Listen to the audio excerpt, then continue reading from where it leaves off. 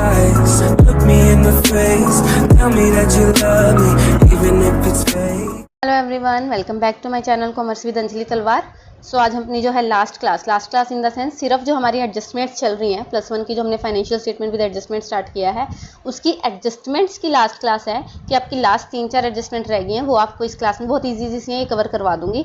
उसके बाद इसके जो प्रैक्टिस क्वेश्चन हैं वो हम करेंगे, ठीक है। एक या 2 क्लासेस लगाएंगे क्योंकि इंपॉर्टेंट चैप्टर है। 3-4 क्वेश्चन एक क्लास में भी करेंगे तो आपको अप्रोक्सीमेटली 8 से 10 क्वेश्चन मैं करके दिखाऊंगी, ठीक है।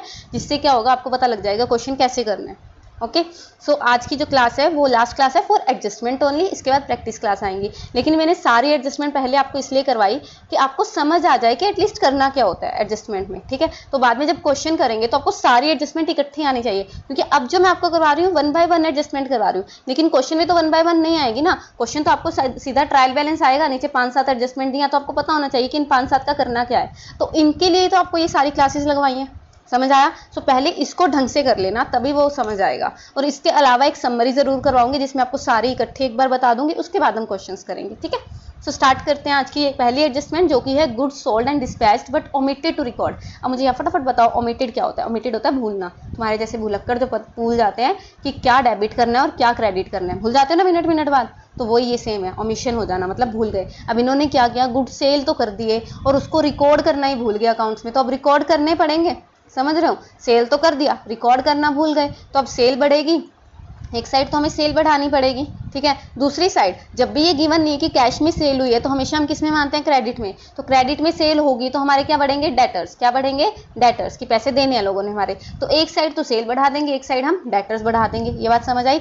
सेल बढ़ाएंगे तो टू सेल बढ़ेगा, और डेटर्स क्या होती हैं, एसेट होती हैं, तो एसेट अकाउंट डेबिट, डेबिट बढ़ेगा। तो एंट्री क्या जाएगी, debtors account debit to sales account. Debtors भी बढ़ रहे हैं, डेबिट सभी कर रहे हैं, डेटर्स का अकाउंट डेबिट होता है टू सेल्स। और जब इसकी फाइनल अकाउंट्स में रिकॉर्डिंग करेंगे तो ट्रेडिंग अकाउंट में तो सेल बढ़ा देंगे, जो बाय सेल्स हम लिखते हैं वो हम प्लस कर देंगे, और एसेट साइड जो डेटर लिखेंगे उसको प्लस कर देंगे। समझ रहे हो, दोनों चीजें क्या हुई हैं, इंक्रीज हुई हैं। तो फाइनल अकाउंट्स में इनकी ट्रीटमेंट क्या होगी, कहता है on the one hand it will added to the sales on the credit side of trading account, and on the other hand जो इसको ऐड कर देंगे debtors on the asset side.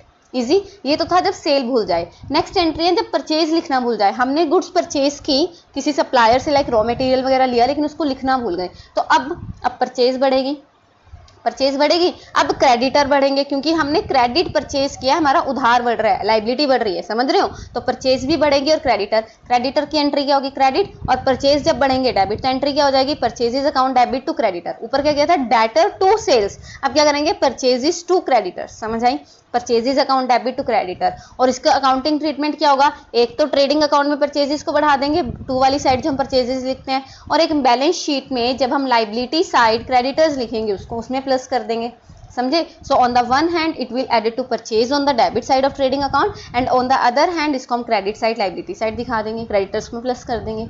Easy. अब यहाँ क्या हुआ, यहाँ पे सेल कर दिया था, लिखना भूल गए थे, अब यहाँ पे परचेज किया उसको भूल गए, ये तो बहुत ईजी थी। अब आती है ये को देखो, यहाँ पे हमने क्या किया, हमने सेल कर दी अप्रूवल बेसिस। अब यहाँ पे अप्रूवल बेसिस का मतलब क्या है, कई बार क्या होता है, आपके साथ भी होता है, कई बार ना हम घर पे ले आते हैं चीज़, लाइक अगर हमारे नॉन दुकानदार होते हैं ना, हम उनको कहते हैं कि हम ना ट्राई करके देख लेंगे या घर पे दिखा के देख लेंगे, है ना, पेरेंट्स को दिखा लेंगे, अगर तो उनको पसंद आया तो हम रख लेंगे, लेकिन अगर उनको पसंद नहीं आया तो हम नहीं रखेंगे। जो हमारे जान पहचान के होते हैं ना, वो खुद ही कह देते हैं कोई नहीं आप घर ले जाओ, अगर ठीक लगा ठीक है, नहीं वापिस आ जाएगी। वो तो सेल्स टेक्टिक्स होती है उनकी, है ना, कि उनको तो सेल करनी है, समझे।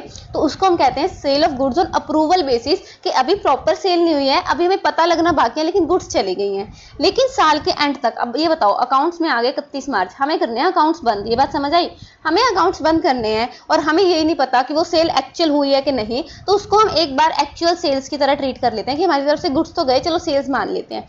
जब उसको ठीक करेंगे, एक्चुअल सेल्स तो मान ली, लेकिन उसने रखा नहीं सामान, फॉर एग्जांपल उसने वापस कर दिया, तो उस टाइम हम क्या करेंगे, इस सेल की एंट्री को रिवर्स करेंगे कि नहीं करेंगे, ठीक है। एंट्री क्या होती है, कैश टू सेल्स मतलब debtors to sale, XYZ to sales. अब जब सेल वापस हो जाएगी तो एंट्री वापस क्या हो जाएगी, सेल्स टू डेटर। ये बात समझ आई, sales to customer. Normal entry क्या होती है, कैश में हो तो कैश टू सेल, वरना जो हमारा डेटर है डेटर टू सेल। अब जब वापस आ जाएंगे तो सेल्स टू डेटर उल्टी एंट्री हो जाएगी कि नहीं हो जाएगी, समझे, पढ़ो अब इसको।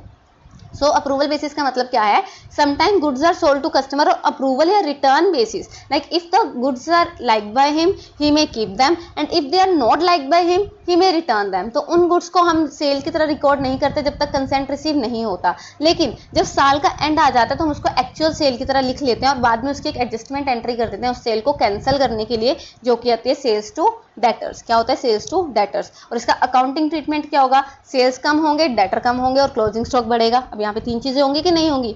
एक तो सेल कम होगी, एक हमारे डेटर कम हो गए बेचारे, और एक हमारा क्लोजिंग स्टॉक बढ़ गया क्योंकि सामान वापस आ गया। समझे? तो यहाँ पे क्या होगा? Sales will be reduced on the credit side of trading account और debtors will also be reduced on the asset side of balance sheet. ये तो नॉर्मल है, लेकिन जो कॉस्ट प्राइस होगा उस गुड्स का, उसको हमने कैलकुलेट करना है और उसको क्लोजिंग स्टॉक की तरह ट्रीट करना है। तो जो भी क्लोजिंग स्टॉक है जिसको हम ट्रेडिंग अकाउंट में भी लिख रहे हैं और बैलेंस शीट में एसेट साइड भी लिख रहे हैं, उन दोनों में हम उसको ऐड कर देंगे। समझ आया? यहाँ पे 4 हो गया। 4 कैसे? ट्रेडिंग अकाउंट में सेल्स कम कर दी और क्लोजिंग स्टॉक बढ़ा दिया। सेम ऐसे ही बैलेंस शीट की एसेट साइड में डेटर्स कम कर दिए और क्लोजिंग स्टॉक बढ़ा दिया। दोनों ही सेम साइड हो, ये भी बाय वाली साइड था, दोनों चीज़ें, है ना? तो ये बात समझ आई?